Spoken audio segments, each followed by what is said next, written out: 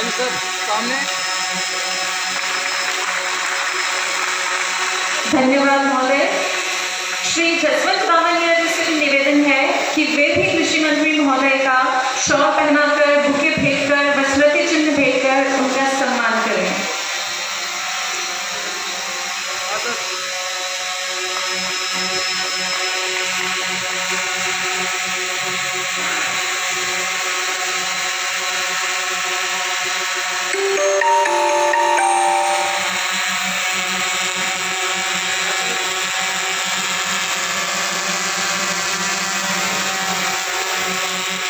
धन्यवाद।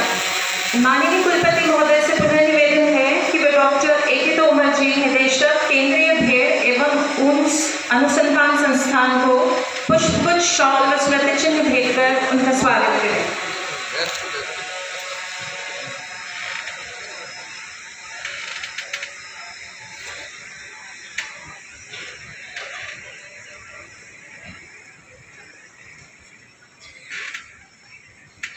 माननीय आपसे पुनः निवेदन है कि वे आप श्री जसवंत बामनिया जी का स्वागत स्मृति चिन्ह भेंटकर व पुष्पगुच्छ भेंटकर उनका स्वागत व अभिवादन करें।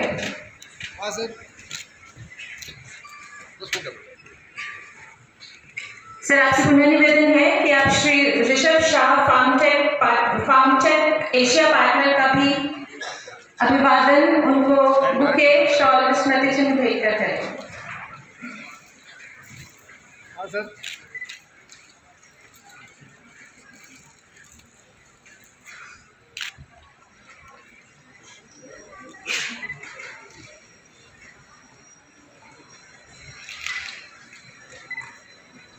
धन्यवाद सर। डॉक्टर सुरेश जी आपसे पुनः निवेदन है कि वे माननीय कुलपति महोदय का स्वागत उनको पुष्पगुच्छ भेंटकर करें।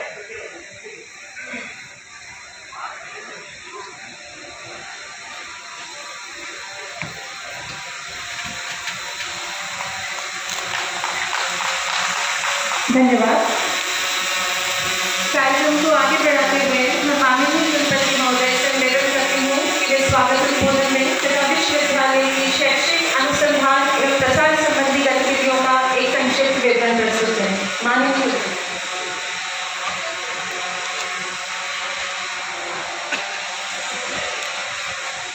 सभी को नमस्कार, राम राम साहब। आज 3 दिवसीय किसान मेला फार्म टेक एशिया, इसके समापन समारोह के अवसर पर सम्मानित मंच पर विराजमान आज के इस समारोह के मुख्य अतिथि माननीय कृषि मंत्री राजस्थान सरकार डॉक्टर किरोड़ी लाल जी मीणा साहब, आज के इस समारोह के विशिष्ट अतिथि मेरे साथी डॉक्टर अरुण कुमार जी तोमर साहब, निदेशक केंद्रीय भेड़ एवं ऊन अनुसंधान संस्थान अंबिकानगर। इसके अतिरिक्त मंच पर विराजमान जसवंत जी जो इवेंट जो इसमें पार्टिसिपेट कर रहे हैं ऑर्गेनाइज करने में, और उनके साथी निदेशक प्रसार शिक्षा डॉक्टर सुदेश कुमार जी। इसके अतिरिक्त प्रथम पंक्ति में बैठे हुए हमारे dean and directors, head of the department, faculty के साथी। इसके अतिरिक्त हमारे सामने बैठे बड़ी संख्या में हमारे बहुत ही सम्मानित किसान भाइयों और सम्मानित किसान महिलाएं, और इसके अतिरिक्त हमारे यूनिवर्सिटी के स्टाफ के लोग, हमारे छात्र छात्राएं, और हमारे बहुत ही सम्मानित मीडिया, प्रेस और प्रिंट एंड मीडिया दोनों के जो हमारे साथी हैं, जो 3 दिन से लगातार इस कार्यक्रम को बहुत अच्छे से कवर कर रहे हैं। सबसे पहले विश्वविद्यालय की तरफ से और मेरी तरफ से और मेरे सारे साथियों की तरफ से मैं माननीय कृषि मंत्री जी का हार्दिक स्वागत एवं अभिनंदन करता हूं। इसके साथ साथ ही मैं इस कार्यक्रम में बड़ी तादाद में किसान आए, सवेरे से बैठे बहुत सारे किसान बहुत दूर दराज के इलाकों से आए हुए, धौलपुर से, भरतपुर से और दूसरे सीकर वगैरह से, अजमेर से, सभी मेरे किसान साथियों का इतना लंबा भ्रमण, फार्म भ्रमण, एग्जीबिशन देखना और लगातार 4 घंटे जो संगोष्ठी हो रही थी, टेक्निकल जो सेशन चल रहे थे, उसमें पार्टिसिपेट करने के लिए बहुत आभार करता हूं, अभिनंदन करता हूं। साथ साथ में मेरे साथी जो सम्मानित मंच में बैठे हैं, उनका भी मेरी तरफ से हार्दिक स्वागत एवं अभिनंदन करता हूं। साथ ही विश्वविद्यालय के जितने मेरे डीन, डायरेक्टर्स, रजिस्ट्रार साहब, कंट्रोलर साहब, सबका भी मैं इस कार्यक्रम में हार्दिक स्वागत एवं अभिनंदन करता हूं। माननीय कृषि मंत्री जी की जानकारी के लिए मैं बताना चाहूंगा, महोदय, ये 3 दिन का कार्यक्रम हमने 21 तारीख को शुरू किया था और उद्घाटन सत्र के अवसर पर प्रदेश के माननीय उप मुख्यमंत्री डॉक्टर प्रेमचंद जी बैरवा मुख्य अतिथि के रूप में उसमें उपस्थित हुए और उस दिन भी सभागार की हूबहू यही स्थिति थी कि लगभग उस दिन पूरा मिलाकर 5000 लोगों ने या ज्यादा छात्रों के अतिरिक्त 5000 किसानों ने पार्टिसिपेट किया और आज तक 3 दिन में लगभग प्रदेश के विभिन्न जिलों से लगभग 15,000 किसानों ने इस कार्यक्रम में भाग लिया है। ये अपने आप में जॉबनेर श्री कर्ण नरेंद्र कृषि विश्वविद्यालय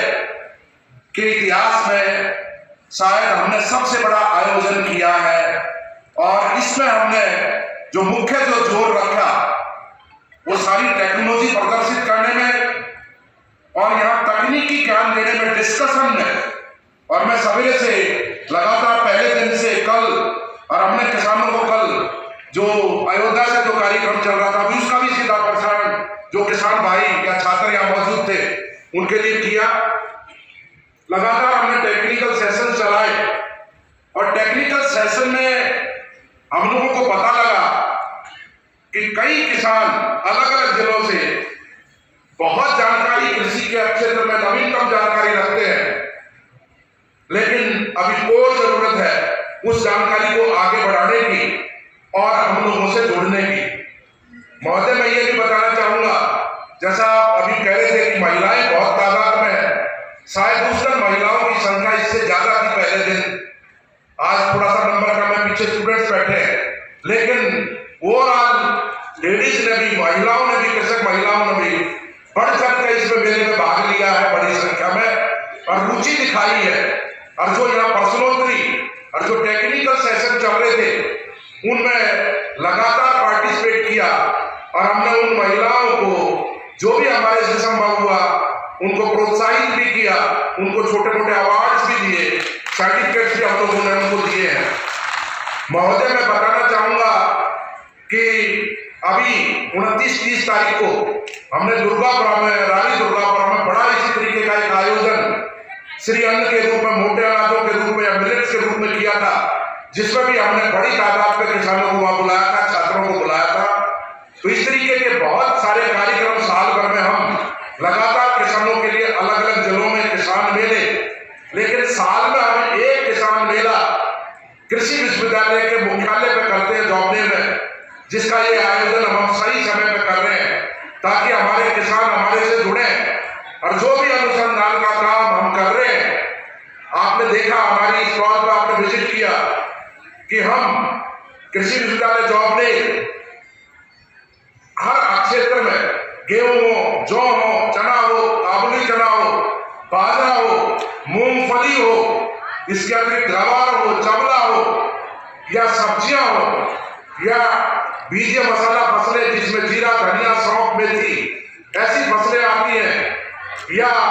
ऑयल सीड क्रॉप्स हो या एरिड फ्रूट्स हो,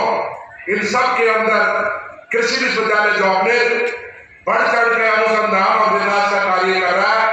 और हमारी बहुत सारी प्रजातियां आज किसानों के खेत में। मैं माननीय आपकी जानकारी के लिए बताना चाहूंगा कि एक गेहूं की वैरायटी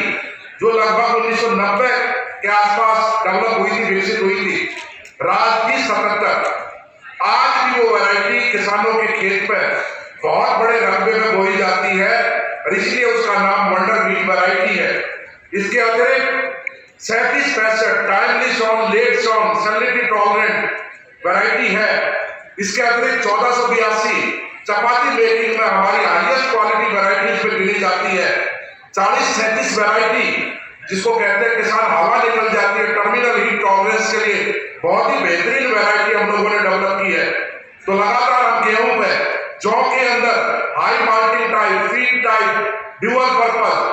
और माल्ट वाली वैरायटीज, इसके अतिरिक्त अब हम फूड बारले में हम लोगों ने काम शुरू किया है ताकि गेहूं से लोगों में जो एलर्जी हो रही है उसका रिप्लेसमेंट जौ के रूप में देखा जा रहा है। तो जौ को हम बढ़ाने में लगे हुए हैं, पानी की कमी को देखते हुए, पानी की निम्न गुणवत्ता को देखते हुए, सैलिनिटी को देखते हुए उस पर भी हम काम कर रहे हैं। टर्मिनल हीट टॉलरेंस को देखते हुए उस पर भी हम निरंतरता से काम कर रहे हैं। और अभी हिंदुस्तान इसमें नेट इंपोर्टर है इंडस्ट्रीज के लिए, माल्टिंग इंडस्ट्रीज के लिए लगभग सालाना हम 2.5 लाख मेट्रिक टन जौ का आयात ठंडे देशों से कर रहे हैं। तो हमारा उद्देश्य यही है कि किस तरीके से हम इस इंपोर्ट को मिनिमाइज करें, कम करें, ताकि देश का विदेशी मुद्रा का भंडार कम ना हो बल्कि वो बढ़े। दूसरे रूप में हम काम कर रहे हैं।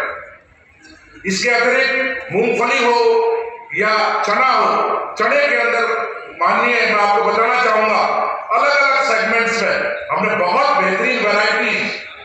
पुख्ता रोग रोधी वैरायटी, ड्राई रूट रोग रेजिस्टेंट वैरायटी या टॉलरेंट वैरायटी, इसके अतिरिक्त अलग अलग साइज में, इसके अतिरिक्त अब हम जो हमने काम हाथ में लिया है नया, जिस पर हम फोकस कर रहे हैं वो है मैकेनिकल हार्वेस्टिंग। क्या चने की भी कंबाइन से कटाई हो सकती है, इस तरीके का काम हम हाथ में ले रहे हैं। काबुली चने पर बहुत महत्वपूर्ण वैरायटीज हमने विकसित की है। और इसके अतिरिक्त अब हम काबुली चने का, क्योंकि भाव ज्यादा रहता है तो गरीब आदमी ढाबे पर